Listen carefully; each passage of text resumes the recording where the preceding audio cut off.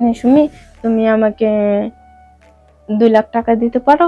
আমি বললাম, কেন, কি করবা? সে বলতেছে যে দেখো, আমার যে ব্যবসা, সেই ব্যবসায় লস হয়ে গেছে, মানে ও ফলের ব্যবসা করতো, সেই ব্যবসায় লস হয়ে গেছে, তো তুমি যদি আমার 2 লাখ টাকা দিতা ভালো হতো।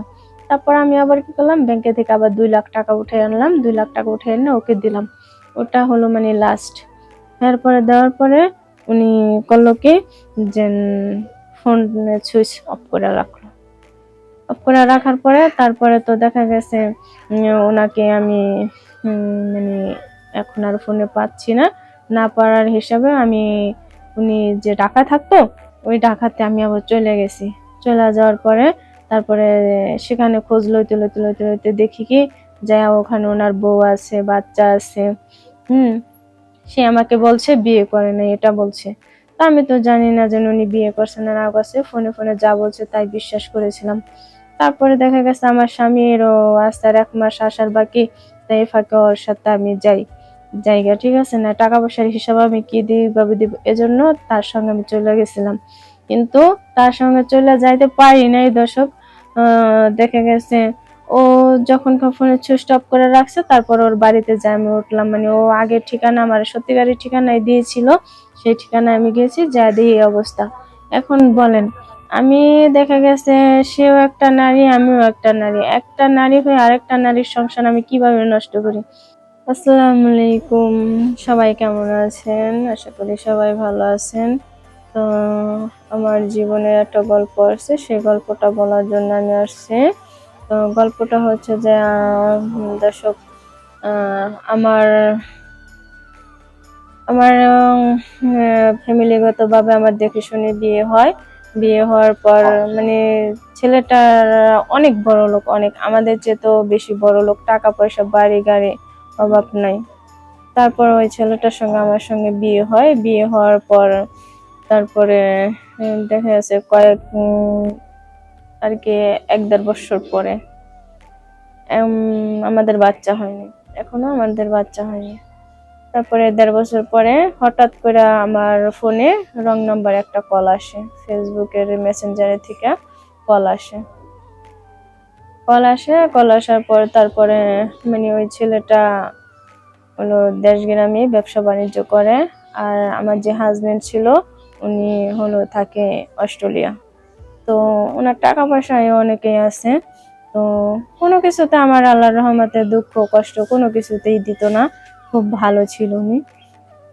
তারপরে দেখা গেছে এক পর্যায়ে আমার যে ওই ছেলেটার সঙ্গে পরিচয় হয়, সেই ছেলেটা মানে ভালোই করতে আছে, ঠিক আছে।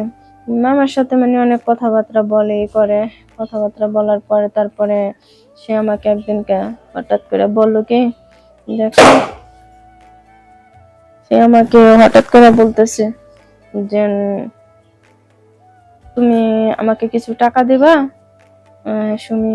আমি বলতেছি, কেন, তুমি টাকা দিয়ে কি করবা? সে বললো কি, আমার দরকার আছে। তারপরে দেখা গেছে আমাকে কত টাকার দরকার? সে বললো কি, 50,000 টাকা। আমাকে 50,000 টাকা তোমার দরকার? আচ্ছা ঠিক আছে, দাঁড়াও, আমি আমার ব্যাংকে কিছু টাকা পয়সা আছে, সেখান থেকে তোমাকে আমি আনিয়ে দিতেছি। তারপরে দেখা গেছে এরকম করে 50,000 টাকা ওর আমি দিলাম। দেওয়ার পরও কি করলো না করলো সেটা তার আমি জিজ্ঞেস করি নাই। তারপরে দেখা গেছে এভাবে আবার এই ভালোই দিনকাল কথাবার্তা ওর সাথে আমার সাথে যাইতেছে, কিন্তু যাইতে যাইতে দেখা গেছে 3 বছর ওর সঙ্গে আমার সঙ্গে পরিচয় হয়ে গেছে, অলরেডি 3 বছর পরিচয় হয়েছে। এর মধ্যে আমার স্বামী আর কি অস্ট্রেলিয়ায় থাকতো, উনি আর আসেনি। ওই প্রতি মাসে মাসে টাকা পাঠায় দেয়, করে খাওয়ান খরচের টাকা পাঠায় দেয়, ঠিক আছে। তারপরে উনি আর আসার পর ওই ছেলেটার সঙ্গে আমার সঙ্গে ভালো সম্পর্ক হয়ে যায়। সম্পর্ক হওয়ার পরে দেখা গেছে উনি প্রতি মাসে মাসে আমার দ্বারা টাকা চায়। 3 বছরে মনে করেন আমার 10-12 লাখ টাকা ও নিয়ে খাইছে। খাওয়ার পরে তারপরে দেখা গেছে আমি একদিন কাউরে হঠাৎ করে বলতেছি যে শোনো, তোমাকে একটা কথা বলি। ও বলে কি?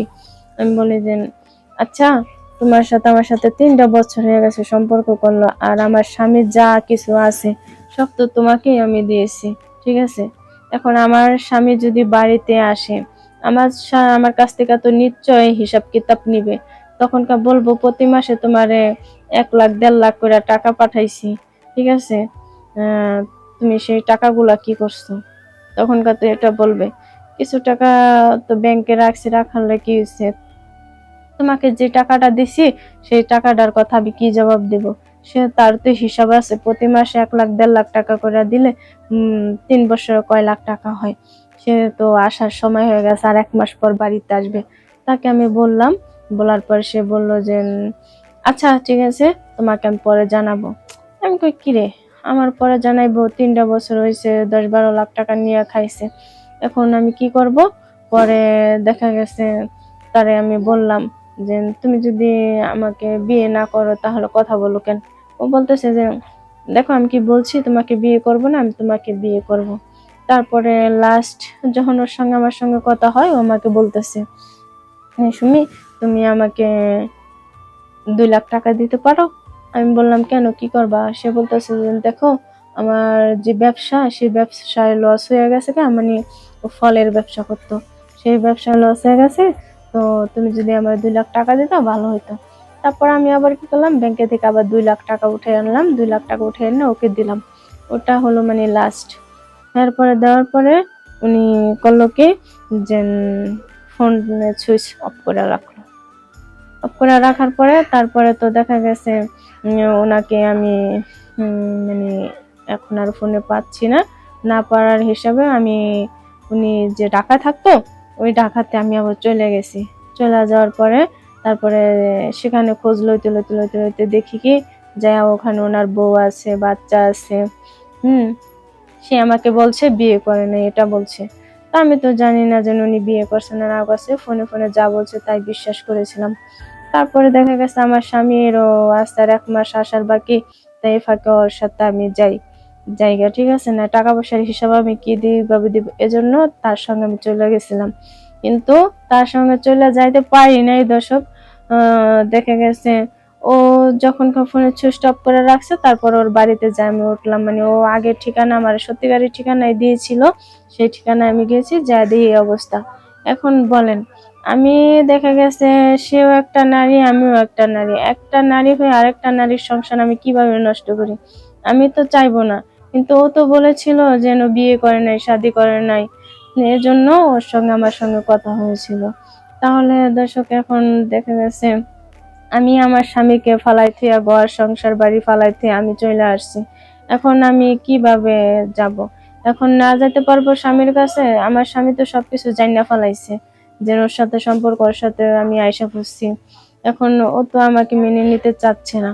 ও বলে কি আমাকে চিনে না, এরকম সেরকম বিভিন্ন ধরনের বাহানা দেয়। তারপরে ওর যে বউ, ওর বউ বলতেছে যে তাহলে তুমি এতদিন তোমার ব্যবসায় লস হয়েছে, তাহলে তুমি এত টাকা পয়সা পাইছো কোথায়? নিশ্চয়ই মেয়েটার কাছ থেকে আনছো। ওর বউটা খুবই ভালো ছিল, তো দেখা গেছে ওর বউটাকে ওর অবিশ্বাস করতো, কারণ ওর স্বামীর যে চরিত্র খারাপ সেটা বউটাও জানতো। তারপরে দেখা গেছে আমি আবার গেছি, যাওয়ার পরে ওর বউটা খুবই আমার মানে আদর যত্ন করলো ভালোই। তারপর আমাকে বলল যে দেখো বোন, তুমি একটা মেয়ে, আমি একটা বোন। আমি বলছি হ্যাঁ আপু ঠিক আছে, কিন্তু আমি তো জানি না যে ওর বউ আছে, বাচ্চা আছে, আমাকে সবসময়ের জন্য এটা বলতো।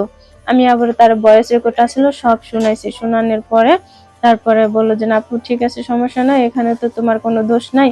এখন দেখা গেছে ও যদি না মেনে নেয় তাহলে তার কিছু করার নাই, না যদি ও যদি মেনে নিত তাহলে না হয় তুমি আর আমি 2 বোনের মতো থাকতাম। আমার কোনো দুঃখ নাই, কারণ আমি তোমার আমি দেখেছি, ঠিক আছে, তুমি যে এত ভালো ঘরের একটা মেয়ে, ওর সাথে কিসের জন্য সম্পর্ক করছো? আমি বুঝতে পারি নাই, না বোঝার কারণে আজকে আমার এই পরিস্থিতি। না পারবো স্বামীর কাছে যাইতে, না পারবো বাবা মার কাছে যাইতে।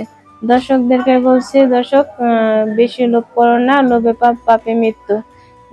যে স্বামী আছে ন্যাংরা থাকে, কানা থাকে, খোড়া থাকে, তাদেরকে নিয়ে থেকো, ভালো থাকো, সুস্থ থাকো। আল্লাহ হাফেজ।